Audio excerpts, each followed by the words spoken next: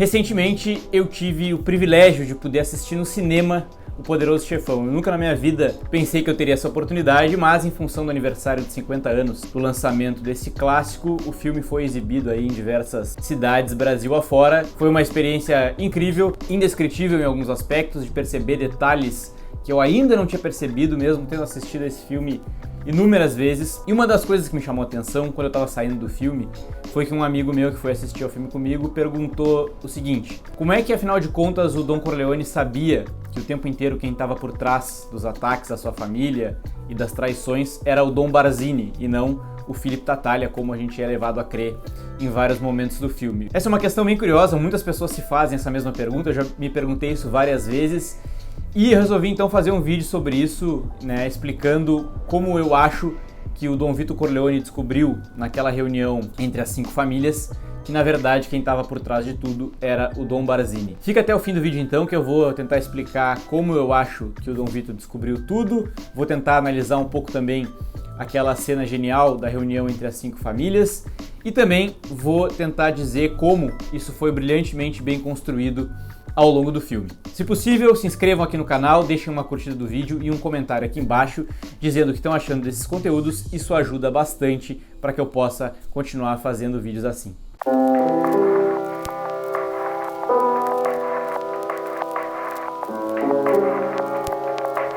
Uma das coisas mais incríveis que eu acho no fato de o Dom Vito Corleone sacar tudo é que, apesar de não existir um momento específico na tela, uma cena específica em que um grande segredo é revelado para o personagem, nos detalhes, nas sutilezas, tudo isso tá sim na tela de O Poderoso Chefão. A gente sabe que o Dom Vito Corleone se dá conta de que o Barzini é, enfim, o seu antagonista, a pessoa que está por trás dos ataques, naquela reunião, naquela cena da reunião entre as 5 famílias.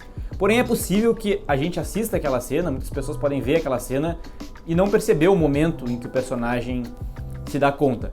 Existe sim um momento que é muito importante, que é muito decisivo para que ele perceba e que os outros não percebam. O Tom Hagen, por exemplo, que está na reunião junto, não se dá conta de que o Barzini é o grande vilão da história, mas o Don Corleone percebe. Existe sim esse momento na reunião, mas, como eu falei antes, existem vários detalhes ao longo do filme que nos mostram que faz todo sentido ele ter percebido isso durante esse encontro. Detalhes que estão muito presentes na construção do personagem, enfim, na atuação brilhante do Marlon Brando.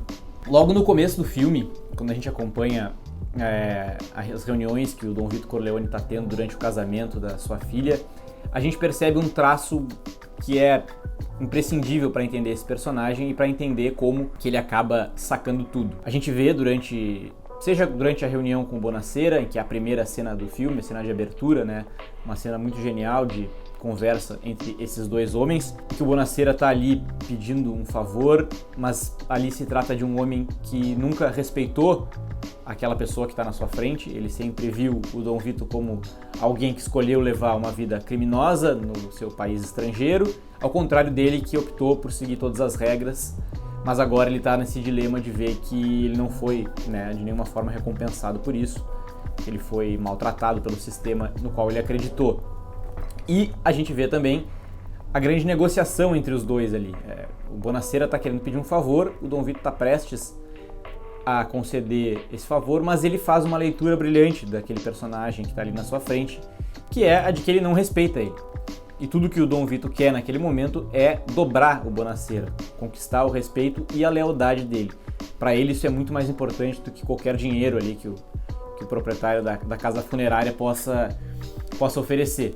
E aí a gente tem o primeiro olhar sobre como o Dom Vito não só consegue persuadir as pessoas, que é uma coisa que vai estar lá naquela reunião das 5 famílias, como também a capacidade que ele tem de ler os outros. Ele consegue fazer uma verdadeira radiografia das pessoas que estão na sua frente, consegue ler suas intenções, suas motivações.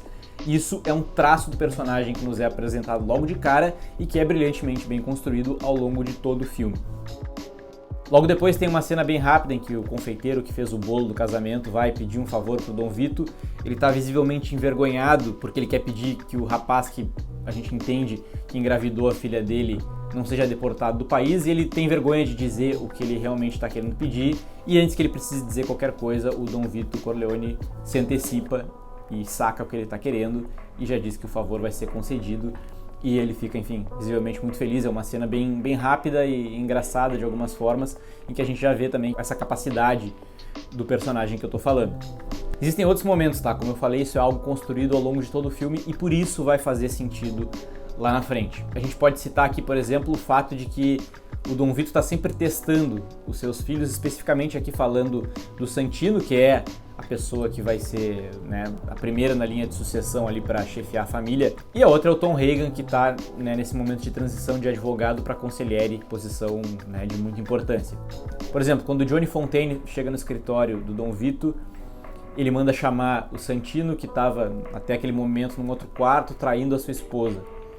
O Dom Vito não estava naquele quarto, não viu nada disso, mas ele sabe o comportamento do filho, ele conhece o filho profundamente bem, manda chamá-lo e durante a reunião com Johnny Fontaine, ele pergunta pro cantor se ele tem passado tempo com a sua família e diz que um homem de verdade precisa se dedicar à família. E ele fala isso com o Santino ao fundo, inclusive dando uma olhada para ele numa indireta, quase que bem direta para o filho, mostrando bastante essa capacidade dele de ler toda a situação, ler as pessoas que estão ali e, enfim, dar o seu recado da melhor forma. Antes da reunião com o Soloso, ele pergunta para os dois filhos ali, para o Tom, filho adotivo, e para o Sonny, o que eles acham da família entrar no negócio de narcóticos. Ele ouve a opinião dos dois, ele já está basicamente decidido, mas ele quer testar os dois, ver como eles estão encarando a situação. O Tom Hagen faz uma leitura, né, bem mais completa da questão e o Santino simplesmente vê que ali é uma oportunidade de ganhar dinheiro, não pensa muito sobre o assunto.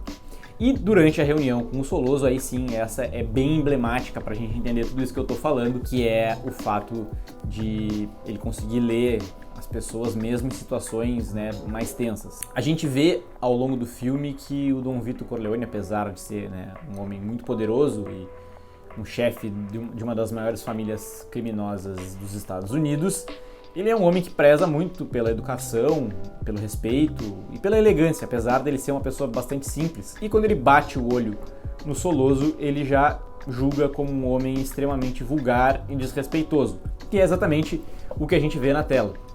A primeira frase do Soloso é dizendo que ele precisa dos políticos que o Don Corleone carrega no bolso como moedas.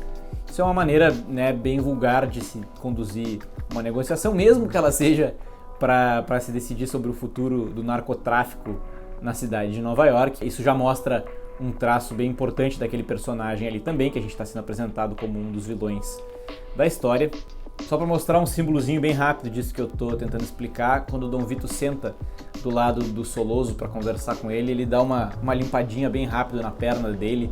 Isso é um símbolozinho bem rápido, uma sutileza disso que eu estou tentando explicar, mas que mostra como esse personagem se importa com o fato das outras pessoas estarem, no mínimo, bem apresentáveis para se reunirem com ele. E que o Soloso não está respeitando isso. Então, naquele momento, se ele ainda tinha alguma dúvida sobre entrar ou não pro negócio das drogas, ele estava bem reticente, estava inclusive com quase os 2 pés atrás nessa questão, ele acabou batendo martelo assim que ele bateu os olhos e ouviu o Soloso falando. E aí então, quando a gente chega próximo da parte do filme em que vai ocorrer a reunião das 5 famílias, a gente já foi entendendo ao longo da história que a gente estava acompanhando que esse é um fator que define o Don Corleone. Ele tem essa capacidade de ler as pessoas, ele consegue com isso estar sempre pelo menos um passo à frente. A gente já aceita que esse personagem é construído dessa forma e que isso é uma característica, enfim, faz parte da personalidade dele. A gente não se questiona mais sobre isso, a gente entende que esse cara de fato tem esse poder, é um traço dele. Então tudo isso que eu falei entra como elemento, né, importante para que a gente consiga entender como o Dom Vito Corleone sabia que era o Barzini atrás dos ataques à sua família. Mas aí a gente chega de fato na reunião entre as 5 famílias. Vamos lembrar o contexto em que isso acontece. O Santino Corleone acabou de ser morto pelos rivais, né, pela guerra que está acontecendo em Nova York, desde que o Michael matou o Soloso e o Capitão McCluskey. O Michael também, a gente vê que ele sofreu um atentado na Sicília, acabou escapando, mas a sua esposa, a Polônia, explodiu junto com o carro em que colocaram as bombas ali para tentar matá-lo. E a família Corleone está completamente fragilizada. E o Dom Vito Corleone também está fragilizado. Ele recém está se recuperando dos tiros que ele recebeu no primeiro atentado, né, à família. E aí ele senta com o Tom numa cena incrível, que a gente até pode tentar analisar em algum outro momento. Ele ouve as notícias do atentado, né, da morte do seu filho mais velho. Ele tem um momento de profunda emoção ali, mas logo ele já sente que ele precisa voltar a ser o Don Corleone, ele precisa juntar os trapos, se reerguer e negociar a paz para só lá na frente, enfim, a vingança acontecer. Nessa reunião tem várias coisas pra gente analisar, eu acho que é uma cena bem interessante. Ali tá o fator decisivo, muito sutil, em que ele percebe que o Barzini é o grande vilão da história, mas, como eu disse, isso só faz sentido quando a gente olha o conjunto dessa construção do personagem como um todo. Até então a gente foi levado a crer que quem estava rivalizando com a família Corleone era a família Tattaglia, que era ela que estava por trás da vinda do Soloso, ela que atacou, né, a família Corleone, que também atacou de volta, e por sua vez, né, enfim, a guerra acabou acontecendo por causa da rivalidade entre essas duas famílias. A gente sabe que as outras famílias tinham interesse no negócio das drogas, mas a princípio era a família Tattaglia que estava, né, por trás de tudo. Assim que essa cena acaba é que a gente finalmente descobre que o Dom Vito Corleone se deu conta de tudo. No carro, indo embora desse encontro, ele fala pro Tom, né, que ele se deu conta que é o Barzini que está por trás de tudo. E o Tom questiona, não, você está querendo dizer o Tattaglia, acha que ele se confundiu, cometeu um ato falho. E ele diz, não, Tattaglia é um cafetão, ele não teria capacidade de matar o Santino, enfim, de orquestrar todos esses ataques. E isso já começa a ser mostrado no início dessa cena. Quando eles começam a falar, o Tattaglia revela toda essa vulgaridade e essa falta de articulação e de pensar um plano tão bem elaborado. Ele já revela pro Dom Vito logo quando ele começa a falar. A gente pode observar, né, os trejeitos dele, a maneira como ele fala e a maneira como ele se expõe durante a sua fala, que é bem diferente, por exemplo, da do Dom Barzini, que está na ponta da mesa ali como a pessoa que orquestrou aquele encontro, né, que é o mais poderoso naquele momento. Ele revela muito menos, ele é mais parecido com o Dom Vito nesse sentido do que o Felipe Tattaglia. E o Dom Vito vai para esse encontro com, a princípio, um objetivo, mas na verdade ele tem dois objetivos.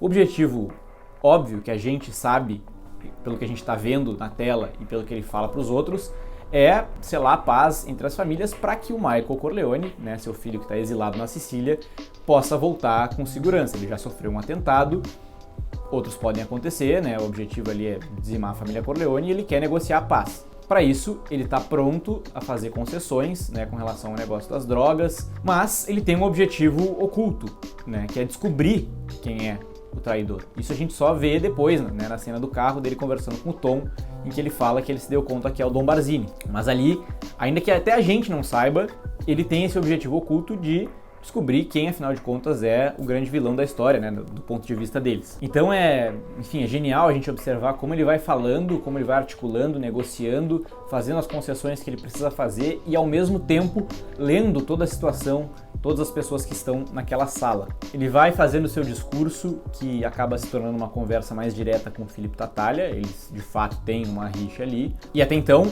tá só os dois conversando. E aí o Dom Barzini acaba entrando na conversa, que é o detalhe que o Dom Vito precisava para saber que, na verdade, é ele que está por trás de tudo.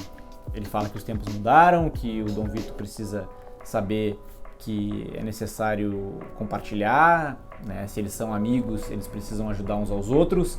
Tem uma troca de olhares muito sutil que a gente talvez não perceba, o Tom não percebe, nenhum dos outros chefes percebe, mas o Dom Vito, com todo o seu brilhantismo, com toda a sua capacidade de ler a situação e as pessoas, acaba percebendo. E quando ele percebe, é claro, ele age de maneira fria e calculista, como quase sempre ocorre. Ele continua o seu discurso, continua conduzindo a negociação da paz, né, para a vinda do Michael em segurança. Revela ali para aquelas famílias que ele está baixando a guarda, que, né, a família Corleone perdeu força, que a família Corleone precisa assumir que não tem o poder de antes e que não quer mais guerra, está basicamente se rendendo, mas ele tem o plano oculto ali o tempo inteiro, que é o que vai fazer o filme, né, fazer todo sentido no final. Além disso, ele faz, né, promessas para essas pessoas que estão ali reunidas. O Tattaglia pergunta que garantias que ele vai ter que assim que a família Corleone conseguir se reorganizar, que ele não vai buscar vingança pela morte do Santino, enfim, pelos outros ataques que aconteceram. Aí ele diz que, enfim, você perdeu um filho, eu perdi um filho, eu tô disposto a deixar por isso mesmo, para que o meu outro filho possa ter segurança. Ele jura, inclusive, pela alma dos netos dele, que ele não vai ser a pessoa a romper o acordo que eles estão fazendo ali naquele momento, se o Michael puder voltar para casa em segurança. E é incrível também como a forma como ele faz essa promessa. A gente pode até se questionar, mas depois a família Corleone se vinga de todos, acaba matando todo mundo que está ali. Mas aí é o detalhe do brilhantismo do personagem, da integridade dele nesses termos aí da máfia. Ele não mente, de fato não é ele que vai romper o acordo que eles estão fazendo ali. Quem vai romper esse acordo é o Michael Corleone, que é quem vai assumir os negócios da família e tocar a vingança uma vez que o seu pai já tiver morrido. Então, concluindo aqui a minha análise dessa cena específica e o meu entendimento de como é que o Dom Vito Corleone sabia que era o Barzini o tempo todo, eu acho importante dizer que existe essa leitura brilhante que é feita pelo personagem durante a reunião, que muitos de nós não nos damos conta, mas que faz todo sentido quando a gente analisa os traços do personagem que foram construídos e mostrados ao longo de todo o filme. Traços esses, inclusive, que vão aparecer nas cenas seguintes, com o Dom Vito já velho nas reuniões em que ele tem com o Michael. O que acontece depois, eu imagino que vocês já saibam, enfim, o Michael vai se vingando um por um de todas as pessoas que traíram a sua família, de todos os seus concorrentes, mas tem, antes disso, uma cena que mostra eles de fato bolando esse plano juntos, parte desse plano juntos, que é logo antes do Dom Vito Corleone falecer. Tá os dois sentados no jardim conversando, Michael sendo o futuro chefe da família e o Dom Vito finalmente encerrando as suas atividades. Filho e pai, um do lado do outro, um de frente para o outro, a imagem de um deles vislumbrando o que vai acontecer dali para frente, o outro já com um pouco de apegado às memórias do passado, mas também pensando no que vai ser feito dali para frente, em como o filho vai conseguir tocar tudo e resolver tudo quando ele já não estiver mais ali. E ali a gente tem mais uma demonstração da capacidade do Dom Vito de ler as pessoas e conseguir se antecipar ao que vai acontecer. Ele fala mais de uma vez até pro Michael, ele já está um pouco, visivelmente já está mais velho. Ele fala pro Michael que, enfim, assim que ele morrer, as pessoas vão entender que a família Corleone está ainda mais fraca e vão tentar atacá-los e, enfim, acabar dizimando os Corleone do mapa e tomando todos os seus territórios e os seus negócios, porque eles não imaginam que o Michael vai ter toda a força que ele vai ter. E ele diz especificamente pro filho que assim que isso acontecer, o Dom Barzini vai, que é a pessoa por trás de tudo, a pessoa mais poderosa dessa história toda, vai propor um acordo para que eles, enfim, mantenham a paz e tal, e ali nesse acordo é que o Michael vai ser morto para que esse movimento possa ser concluído. E o Dom Vito fala que a pessoa de dentro, a pessoa ligada aos Corleone, que vier oferecer esse acordo em nome do Dom Barzini, vai ser o grande traidor. E de fato ele estava certo. E aí a gente descobre que quem vai propor esse acordo é o Técio, um capo-regime de longa data, da mesma época do Clemenza. Ele propõe esse encontro, dizendo que de fato é para eles negociarem, fazerem uma negociação, mas a gente acaba descobrindo no fim do filme que de fato isso seria uma armadilha para matar o Michael Corleone. Então, mesmo no fim da vida, o Dom Vito Corleone nos mostra ali a sua capacidade de radiografar por completo a situação e as pessoas. Antes de concluir, eu quero só dizer que tem um outro elemento no filme, esse sim eu percebi durante um curso que eu fiz sobre o Poderoso Chefão recentemente, com o Pablo Vilaça, grande crítico de cinema, que sabe absolutamente tudo sobre o Poderoso Chefão. Inclusive eu recomendo para que todos que gostam dessa obra-prima considerem fazer esse curso em algum momento.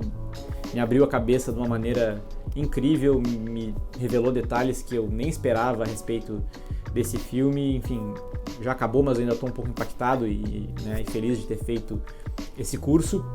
Esse detalhe foi discutido durante as aulas, eu não estou aqui revelando nenhum conteúdo do curso, mas é importante que o fato do Dom Barzini ser o grande vilão também se sustenta na maneira como o filme foi construído. Não é só na maneira como o Dom Vito foi construído enquanto personagem que faz sentido ele saber que é o Barzini o grande vilão. Também faz sentido do ponto de vista estrutural do filme. Existe, como se fosse uma regra do cinema, né, a questão de que você deve mostrar o grande vilão no início do filme. Não faz tanto sentido ele aparecer só do meio para o final da história e ganhar uma importância grande. É interessante que ele apareça logo no início. E de todos os outros chefes das famílias mafiosas, o único que aparece logo no início é o Dom Barzini. Ele vai até o casamento da Connie. A gente vê uma cena, inclusive, do Dom Vito cumprimentando ele e depois ele destruindo os negativos de uma máquina de fotografia, de um fotógrafo que fez foto da sua mesa, que já mostra também o poder que aquele homem tem. Então é curioso e interessante o fato de que houve essa preocupação de colocar ele desde o início.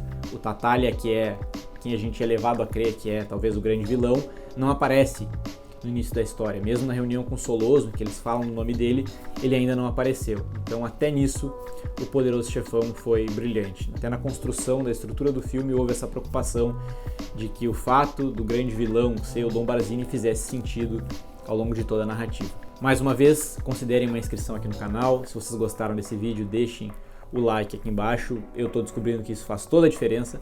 E comentem também o que estão achando desses conteúdos.